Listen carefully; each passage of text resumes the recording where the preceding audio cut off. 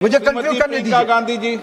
आदरणीय अध्यक्ष महोदय जी, आज इस विषय पर आपने मुझे बोलने का मौका दिया, इसके लिए मैं आपकी बहुत बहुत आभारी हूँ। ये वो विषय है जो देश की हर महिला के दिल के का ही विषय है, इसलिए आज इस पे बोलने का मौका मिले, इसके लिए मैं आपकी फिर से आभारी हूँ। इस विषय का एक छोटा सा बैकग्राउंड बताना चाहती हूँ, क्योंकि प्रधानमंत्री महोदय जी ने अपने भाषण में काफ़ी जिक्र किए कि किसने रोका, कैसे रोका, 30 सालों से कैसे ये निर्णय रोका गया। तो इसका बैकग्राउंड ये है, मेरे सत्ता पक्ष के साथियों को शायद ये बात पसंद नहीं आएगी, लेकिन इसका ऐतिहासिक बैकग्राउंड ये है कि इसकी शुरुआत भी नेहरू नाम के एक व्यक्ति ने ही किया। लेकिन घबराइए नहीं, ये वो नेहरू नहीं है जिनसे आप इतना कतराते हैं। ये उनके पिताजी मोतीलाल नेहरू जी ने एक रिपोर्ट तैयार की थी 1928 में, और उस प्रतिवेदन को उन्होंने कांग्रेस पार्टी की कार्य समिति को दिया था। वो एक समिति के अध्यक्ष थे, उसमें उन्होंने 19 मूल अधिकारों की सूची बनाई थी। 1931 में सरदार पटेल जी की अध्यक्षता में कांग्रेस अधिवेशन हुआ था कराची में। उस कराची अधिवेशन में इस प्रस्ताव को पारित किया गया, और वहीं से ये शुरुआत हुई कि महिलाओं का समान अधिकार हमारे देश की राजनीति में शामिल हुआ। उसी समय 1 वोट 1 सिटीजन 1 वैल्यू का सिद्धांत भी हमारी राजनीति में स्थापित हुआ। आपको ताज्जुब होगा ये जानकर कि जबकि इस सिद्धांत की वजह से हमारे देश में महिलाओं को वोट देने का अधिकार आज़ादी के पहले दिन से मिला, अमेरिका जैसे देश में ये अधिकार उन्हें इस अधिकार के लिए 150 साल इंतज़ार करना पड़ा, संघर्ष करना पड़ा। हमारे देश की राजनीतिक व्यवस्था में महिला आरक्षण लागू करना भी दुनिया में एक ऐसा ही अनोखा कदम था। पंचायतों और नगर पालिकाओं में 33% आरक्षण का प्रावधान भी भारतीय राष्ट्रीय कांग्रेस की सरकार ने स्वर्गीय राजीव गांधी जी के नेतृत्व में सदन पटल पर पहली बार पेश किया, मगर उस समय ये प्रावधान पारित नहीं हो पाया। आज आदरणीय प्रधानमंत्री महोदय जी ने भी इसका जिक्र किया, लेकिन हमेशा की तरह उन्होंने आधी बात बोल दी। उन्होंने कहा, सदन को ये बताया कि विरोध करने वाले कौन थे, उन्होंने ये नहीं बताया। उन्होंने कहा कि इसका विरोध हुआ, कौन किसने विरोध किया और नहीं बताया। विरोध तो आप ही ने किया था, भाजपा ने किया। कुछ सालों बाद स्वर्गीय श्री पीवी नरसिम्हा राव जी के नेतृत्व में कांग्रेस सरकार ने इस कानून को सदन में पारित करके लागू किया। आज अपने भाषण में प्रधानमंत्री जी ने जब पंचायत की आंदोलित महिलाओं का जिक्र किया, तो ये समझ लीजिए कि इस कदम के चलते ही आज 40 लाख पंचायत प्रतिनिधियों में से 15 लाख महिलाएं हमारे लोकतंत्र में भागीदार हैं। 2010 में स्वर्गीय प्रधानमंत्री डॉक्टर मनमोहन सिंह जी और यूपीए की अध्यक्ष श्रीमती सोनिया गांधी जी के नेतृत्व में कांग्रेस पार्टी ने लोकसभा और विधानसभा में महिलाओं को आरक्षण देने का फिर से प्रयास किया। राज्यसभा में इसे पारित भी कराया, लेकिन लोकसभा में आम सहमति नहीं बन पाई। 2018 में आदरणीय श्री राहुल गांधी जी ने मोदी जी को एक पत्र लिखा, और उस पत्र में उन्होंने कहा कि ये महिला का जो आरक्षण है ये 2019 तक लागू हो जाना चाहिए। मुझे लगता है कि यहाँ आकर प्रधानमंत्री जी राहुल जी का मजाक तो बना लेते हैं, लेकिन घर जाके उनकी बातों पर गौर करते हैं, क्योंकि हम आज उसी बात पर चर्चा कर रहे हैं। वैसे आज प्रधानमंत्री जी की बातों से ये लगा कि भाजपा ही महिला आरक्षण के चैंपियन, प्रस्तावक और सबसे बड़े समर्थक रहे हैं। इनके पूरे भाषण में यही बात थी, जबकि ये कह रहे थे कि इन्हें इसका श्रेय नहीं चाहिए। कोई भी महिला आपको बता देगी कि बार बार बहकाने वाले पुरुषों को महिलाएं झट से पहचान लेती हैं। थोड़ी सावधानी बरत लीजिए, पकड़े जाएंगे। आखिर जब 2023 में राहुल जी के पत्र को पढ़ने के कुछ सालों बाद, हाँ, उसके बाद पढ़ लिया। आखिर जब 2023 में आदरणीय प्रधानमंत्री नरेंद्र मोदी जी की सरकार ने यह अधिनियम सर्वसहमति से पारित किया, तब भारतीय राष्ट्रीय कांग्रेस ने अपनी विचारधारा के अनुकूल इसका पूरा समर्थन किया। आज भी इसमें कोई शक नहीं होना चाहिए कि भारतीय राष्ट्रीय कांग्रेस महिला आरक्षण के पक्ष में डट कर खड़ी है और खड़ी रहेगी। लेकिन अध्यक्ष महोदय, सच्चाई ये है कि आज की चर्चा दरअसल महिला आरक्षण पर है ही नहीं। जो विधेयक के सरकार ने पेश किया है, उसका प्रारूप हमने पढ़ा, उससे पूरी चर्चा ही बदल गई है। उनकी सरकार के इस विधेयक का सार सुनिए। सबसे पहले इसमें लिखा है कि संसद में महिला आरक्षण 2029 तक लागू होना चाहिए। हम सहमत हैं। फिर कहा गया है कि इसे लागू करने के लिए लोकसभा सदस्यों की संख्या 50% बढ़ानी पड़ेगी। मतलब कि सीटों की संख्या 543 से बढ़कर 850 तक बढ़ाई जाएगी। और इन सीटों को बढ़ाने के लिए एक परिसीमन आयोग बनाया जाएगा जो 2011 की जनगणना को आधार बनाकर ये कार्य करेगा। ऊपर से इसमें कोई आपत्तिजनक बात नहीं लगती, मगर इसे गहराई से समझा जाए तो इसका असली मकसद उभरता है। वह राजनीति की बू जिसका जिक्र प्रधानमंत्री महोदय ने किया, वह राजनीति की बू इसमें पूरी तरह से घुली हुई है। दरअसल इसी सरकार ने महिला आरक्षण का जो विधेयक सर्वसहमति से 2023 में पारित कराया था, उसमें दो चीजें थी जो इस विधेयक में नहीं है। उसमें लिखा था कि इसे लागू करने से पहले नई जनगणना और परिसीमन कराई जाएगी। अब अचानक क्या हो गया? मन बदल गया। वही सरकार पुराने आंकड़ों के आधार पर क्यों आगे बढ़ना चाह रही है और इतनी जल्दबाजी क्यों? अध्यक्ष महोदय, ये हमारे देश की सच्चाई है कि प्रतिनिधित्व का सवाल जनसंख्या के सवाल से जुड़ा हुआ है। जब तक जातीय जनगणना नहीं होती, सभी वर्गों को उचित प्रतिनिधित्व नहीं मिल सकता। यह अनिवार्य है। ये सरकार 2011 की जनगणना पर आगे बढ़ना इसलिए चाहती है क्योंकि इस जनगणना में ओबीसी वर्ग की संख्या ही नहीं है।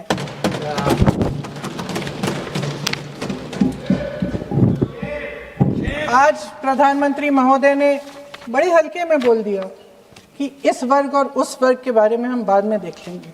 कौन सा इस वर्ग, कौन सा उस वर्ग? ओबीसी वर्ग की बात कर रहे थे कि हम बाद में ही देख लेंगे इसके बारे में। ये हल्के में नहीं लेना चाहिए अध्यक्ष महोदय। एक बहुत बड़ी संख्या है, एक पूरे वर्ग का परिश्रम है, एक पूरे वर्ग का संघर्ष है।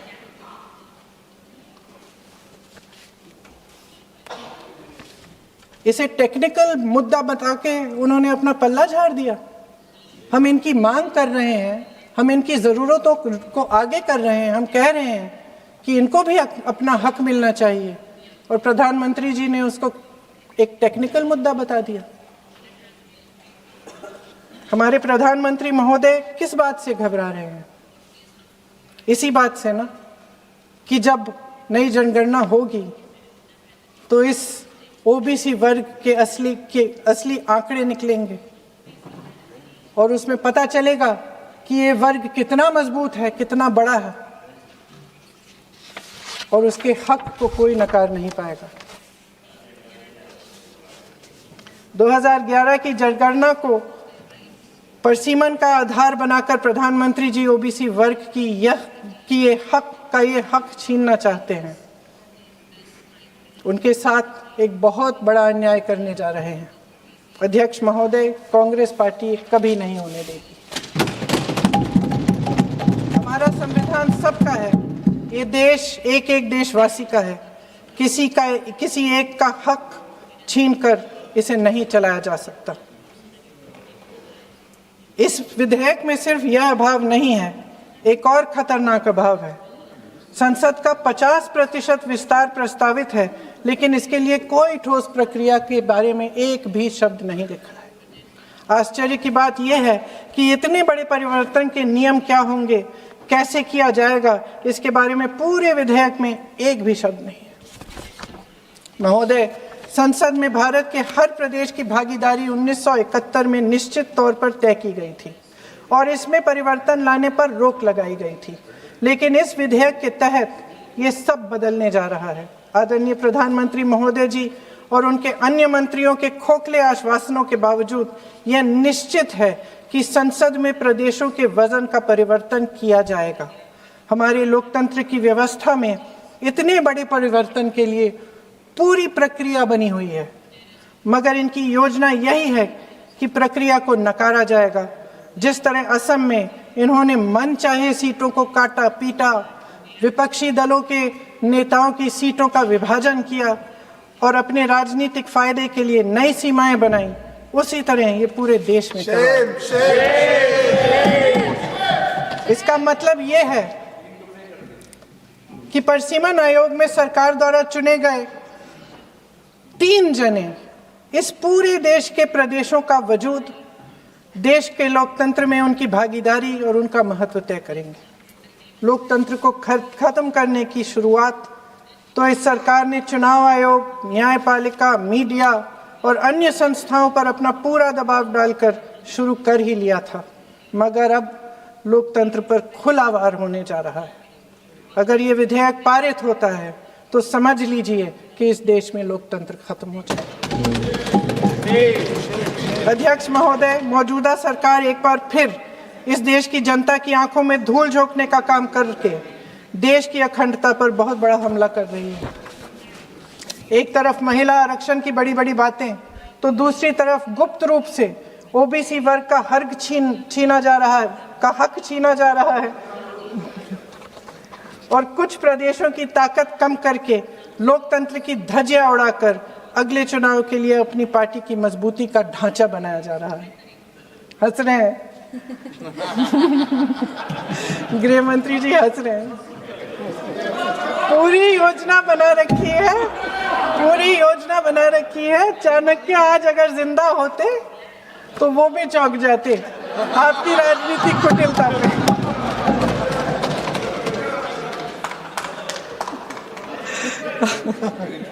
इन्होंने पूरी योजना बना रखी है, हंस रहे हैं, सहमत है मेरी बातों से।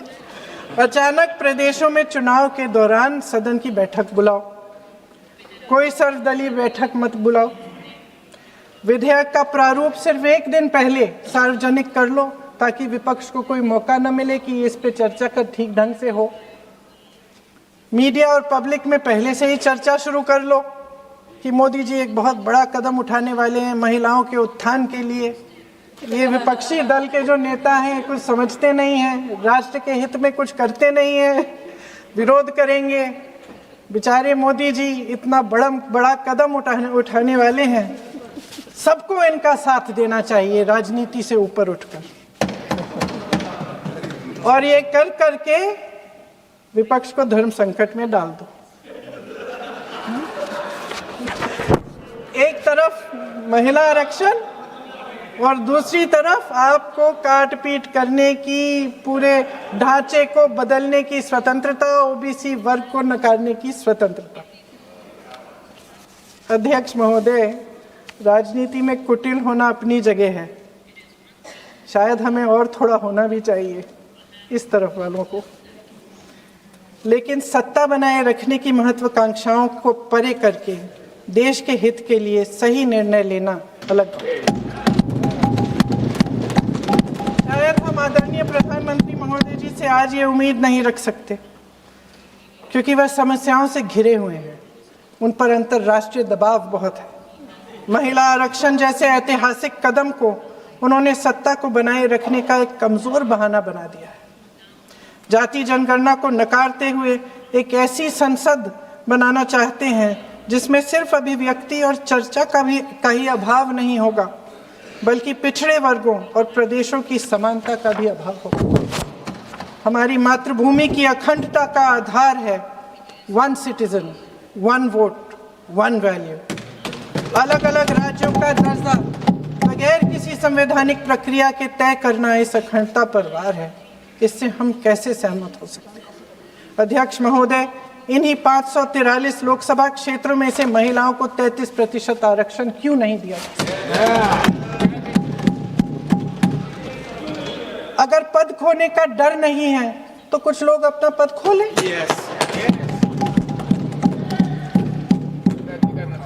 इसी में से SC ST का जो दर्जा है, SC ST में महिलाओं का आरक्षण 33% हो जाए, 1/3 आरक्षण हो जाए, OBC का भी उचित आरक्षण हो जाए, आज पारित हो सकता है। शुभ काम भी हो जाएगा, बेवजह प्रक्रियाहीन परिसीमन से देश का नुकसान भी नहीं होगा और काला टीका भी काम आ जाएगा।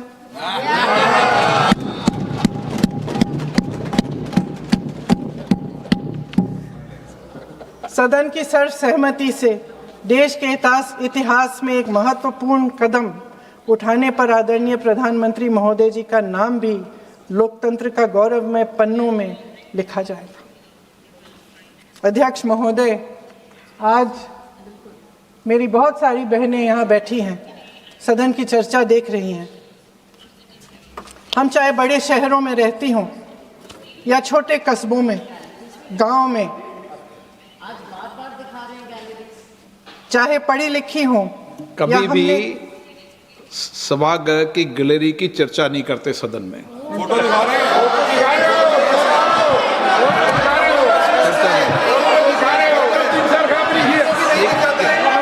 एक मिनट महोदय, मैं थोड़ी अभी भी थोड़ी नई हूँ, मैं समझ जाऊंगी। प्रियंका जी, एक मिनट। माननीय सभासदों, सभा की सहमति हो तो सभा की कार्रवाई आज रात को 11 बजे तक बढ़ा दी जाए।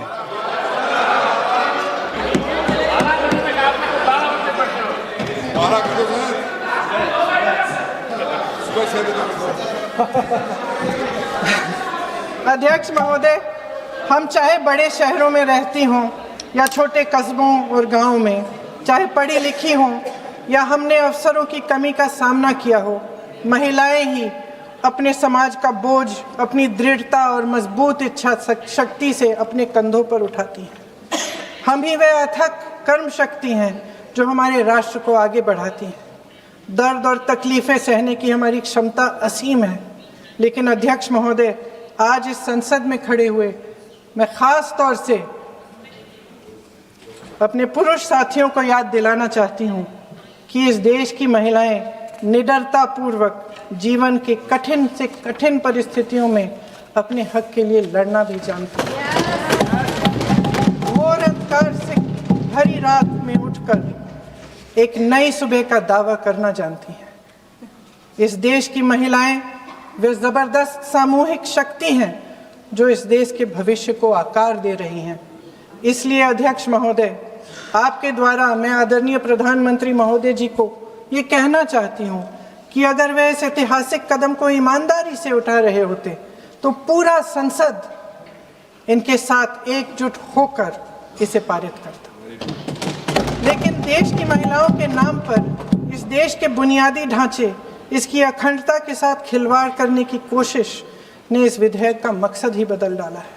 हमारी संसद को कमज़ोर करके अपनी सत्ता को कायम रखने की एक खोखली कोशिश साबित हुई है। आदरणीय प्रधानमंत्री महोदय जी, इस देश की महिलाओं का वाकई आप सम्मान करते तो उनका राजनीतिक इस्तेमाल न करते। ये आपकी हस्ती, आपके पद, उसकी गरिमा और आपके दायित्व के प्रतिकूल है।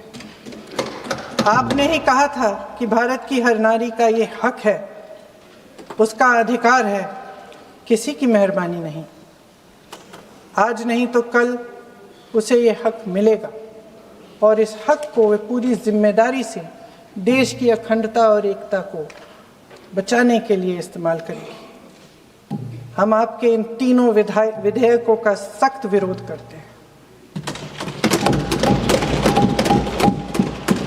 लेकिन अभी भी आप एक ऐसा निर्णय ले सकते हैं जो सर्वसहमति से इस सदन में पारित हो जाएगा और हमारे देश की हर नारी को अपनी असली शक्ति को धारण करने का मौका मिलेगा।